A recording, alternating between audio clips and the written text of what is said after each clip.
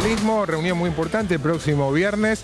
Por decreto, Macri convocó a la mesa de diálogo sobre la producción y el trabajo y la producción, y a partir de lo que surja de ahí, la CGT va a definir si concreta el paro anunciado sin fecha o si directamente rebobina y da marcha atrás. Hay razones, tiene la CGT para ir a un paro y la CGT tiene razones para no ir a un paro.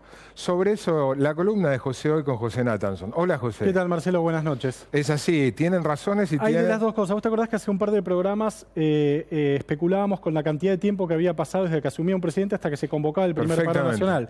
Decíamos, la paciencia. La paciencia de los sindicatos. De la Rúa 3 meses, Duhalde 5 meses, Alfonsín 9 meses. A Menem en el primer gobierno lo esperaron 40 meses, gobierno de 6 años. Hasta ahora han pasado 10 meses de macrismo, todavía no hay paro general. Puede haberlo el miércoles, todavía no se sabe, dependerá un poco de la reunión. Ahora, ¿cuáles son, como decías, los motivos por los cuales la CGT, uno diría, debería convocar un paro general? El primer motivo es el más básico, que tal vez sea la principal misión de una organización obrera, del sindicalismo, que es cuidar el salario real de los trabajadores. Esta es la evolución del salario real. Acá asume Macri, diciembre de 2015, acá asume Macri. Tengo los datos hasta junio. Hay una caída más o menos de entre el 10 y el 15% del salario real. Digo, las paritarias anduvieron en el 30%, la inflación estará entre el 40 y el 45%, en algunos rubros un poquito más, en otros un poquito menos. Se calcula más o menos una caída del salario real importante. Esta es la evolución del salario real, fíjate, en 2015, y a partir de acá, cuando asume Macri, se ve muy claramente que hay una caída del salario real. Esto es incontestable, digamos. No hubo semejante caída del poder adquisitivo que no fuera en situaciones de severas crisis. 2001-2002, la hiper del final del gobierno de Alfonsín y la del comienzo del gobierno de Menem. Después no se registra en la historia contemporánea y reciente caídas de esa magnitud, de esa dimensión, del orden de 10%. En tan pocos meses es realmente muy fuerte. Sí, y es fuerte, Marcelo, y es algo que después cuesta mucho recuperar. Es difícil que una economía, habiendo, digamos, caído el salario real en esta magnitud tan rápido, después lo recupere. Sabemos que las crisis son así, caen muy rápido, después recuperarse cuesta mucho. Ese es un primer motivo. Segundo motivo por el cual la CGT debería, uno diría, convocar a un paro general, es la cantidad de trabajadores, bueno, el desempleo. Vamos primero con el desempleo, 3 motivos por los que no hay paro. Desempleo, mirá cómo ha ido aumentando, Marcelo, el desempleo en la Argentina. Estos datos no son totalmente homologables, porque acá asume Macri, digamos, ¿no? Acá asume Macri. No son totalmente homologables porque acá cayó un poquito cambió un poco la forma de medición del INDEC, pero de todos modos... Sí, de 6,6 a 9,3. A 9,3, por ahí el 6,6 no era 6,6, era 7,8. De todos modos, es también incontrovertible que hubo un aumento del desempleo en los últimos meses. Dato el viernes pasado, datos oficiales del Ministerio de Trabajo, una pérdida de puestos en el sector privado de 110.000, ¿no? Decíamos al comienzo, con 6.200 cierre de empresa. Curiosamente, el empleo público no ha caído.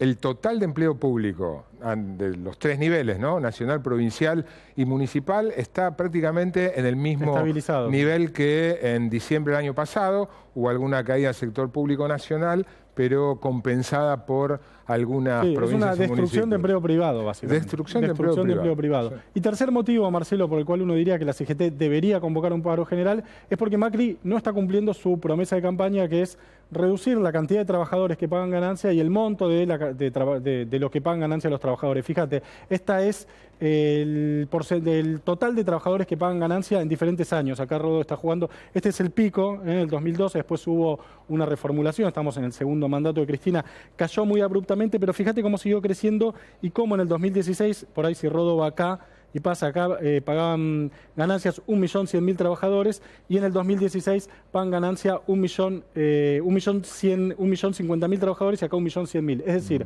desde que asumió Macri el gobierno, 50.000 trabajadores más pagan impuesto a las ganancias. También es cierto ahí que el aumento del mínimo no imponible hizo que de los que pagan, muchos pagan menos.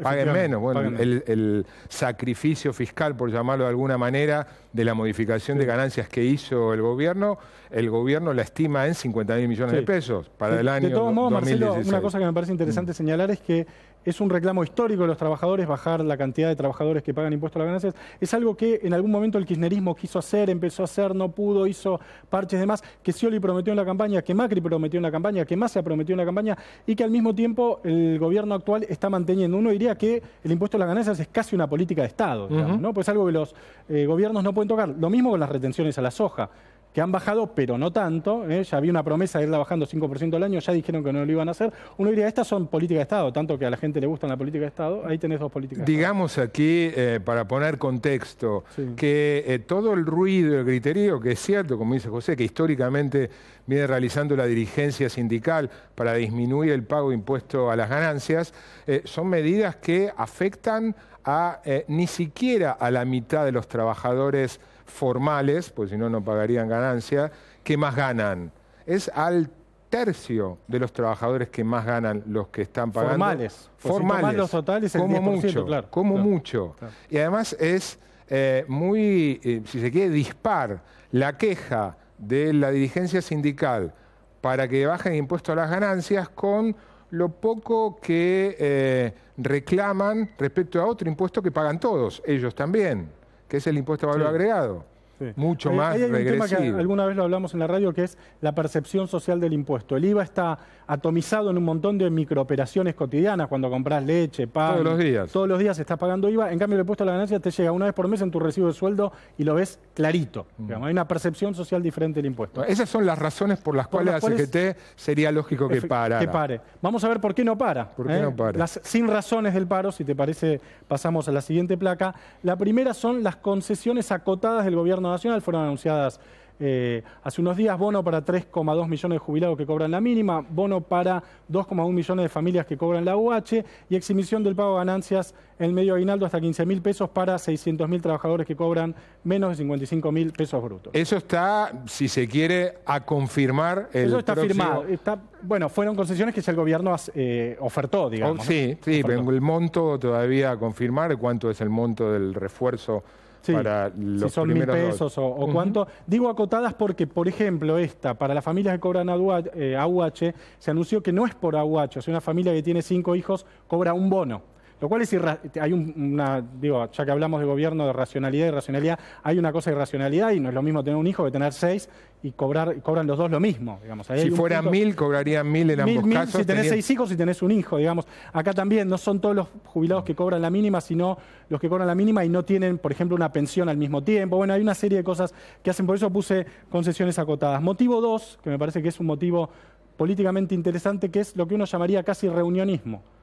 Una cantidad inmensa de reuniones entre el presidente, el ministro de Trabajo, el ministro de Hacienda, es decir, ahí estamos viendo diferentes reuniones de Macri con los sindicalistas. Se lo podemos chequear con Echemendy después, pero yo estoy casi seguro, prácticamente seguro, que Macri ya recibió a los sindicalistas en 10 meses de gobierno que Cristina en todo su segundo mandato.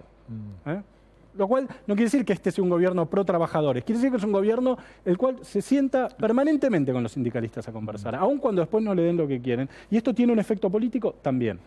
También. Hoy Macri les pidió en aparición, la primera que tuvo a su regreso del viaje a Roma, les pidió comprensión, que sean constructivos y ya recibió una respuesta favorable, no podía ser de otro modo. En todo caso, no debería sorprendernos. Luis Barrionuevo dice, al gobierno hay que aguantarlo 2 años, así como dijo en su momento, hay que dejar de robar por 2 años. Citando a sí mismo. Sí, citándose, exactamente. Hay que esperarlo, hay que tolerarlo. 2 años, dijo Luis Barrionuevo. Sí. Vamos, Marcelo, si te parece, al último motivo por el cual puede no haber paro general, citando una frase en el centenario de su muerte de Hipólito Yrigoyen. Yo pensé que era de Perón, pero es de Hipólito Yrigoyen.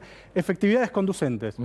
Efectividades conducentes es la decisión del gobierno de devolver una enorme cantidad de plata, 29.000 millones de pesos que estaban retenidos a las obras sociales de los sindicalistas, 2.700 millones cash. Efectividades conducentes, como ustedes están viendo, es un sinónimo de cash. Claro, plata, sí, plata. Bueno, casi en otra forma, un fondo de emergencia de 4.500 millones, 8.000 millones para este plan de salud universal y ahí abajo tenés casi 14.000 millones de pesos en bonos que el gobierno le va a dar a los sindicalistas. Están discutiendo los plazos de los bonos, qué tipo de bonos y demás, pero es el último motivo. Entonces decíamos 3 motivos por los cuales debería haber paro general y 3 motivos por los cuales podría no haber paro general. Vamos a otra breve pausa y cuando volvamos con 2 especialistas después de estos auspicios, ¿qué rol está jugando el sindicalismo? Y voy a preguntarles, ¿piensan que la CGT finalmente va a concretar el anuncio de paro o va a dar marcha atrás? Después de estos